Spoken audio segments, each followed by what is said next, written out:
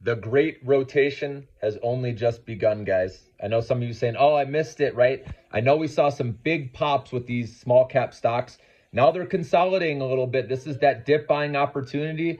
They're working off overbought levels, and I expect these to resume higher in the coming days, guys, okay? So don't say you missed it. Tom Lee believes this small cap, the rotation into these small cap names will last for 10 weeks. We're only 5 days in, so remember that, guys, okay?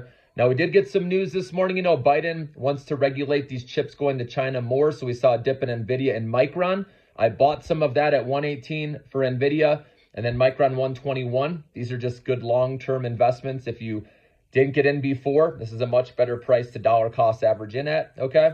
And then also, you know, Trump talking about tariffs in China and also about Taiwan paying for their own defense. That's what caused the sell-off initially this morning. Even though ASML had good numbers, okay, the chip stocks took a break, but that's a buying opportunity, guys, with the big caps. But like I said, focus on the small caps mainly. Here's what I bought this morning on the dip, just so you guys know what I'm holding. So Affirm, I bought Archer Aviation, as well as Joby Aviation. I bought a little bit of both of those. That's what the electric, you know, eVTOL planes. And then Big Bear AI. I got Square or Block. Obviously, that's not a small cap, but I did buy some of that because that has, you know, price targets in the 90s now, and it's only hit 71. And then Cytokinetics, which is ticker symbol CYTK. That's my biotech play. Enphase Energy to have a little bit of solar. Again, a lot of these are interest rate sensitive stocks, okay? So I want to have a piece of this with interest rate cuts, you know, on the table. That's the narrative right now. And then Lantrix, LTRX, or sorry, Lantronix is how you say that one, okay? That's like a penny stock. And then Lemonade, you guys know that one, okay? I got a bunch of that. And then Open Door to take care of the real estate sector, okay, to have a little exposure there with, again, right, real estate, or sorry, interest rate cuts, right, help the real estate sector as well. And then Pagaya, PGY. And then Perfect, this is an AI company that deals with like cosmetics, like trying on makeup ahead of time, generative AI, that kind of stuff. So another like penny stock again. This is the time again with an interest rate cut narrative on the table to play these higher risk stocks because it is risk on as more money comes into, you know, the small caps.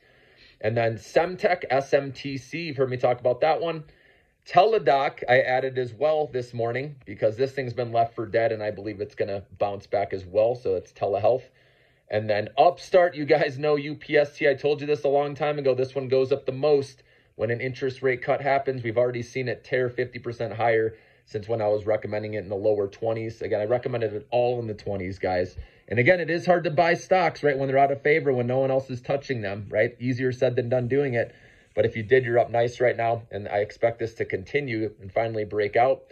And then Exometry, playing the industrial AI. Okay, you know, I've talked about that one as well. That was left for dead. A lot of people got frustrated with that, but this one's going to bounce back as well, I believe. And then, of course, IWM, which plays all the small cap stocks, right? The Russell 2000. I have a heavy position in that, and then I have it sprinkled out among those other stocks I just listed. So that's what I'm playing right now, guys, okay? Until the narrative changes, you can play this momentum up and buy the dips dollar cost average.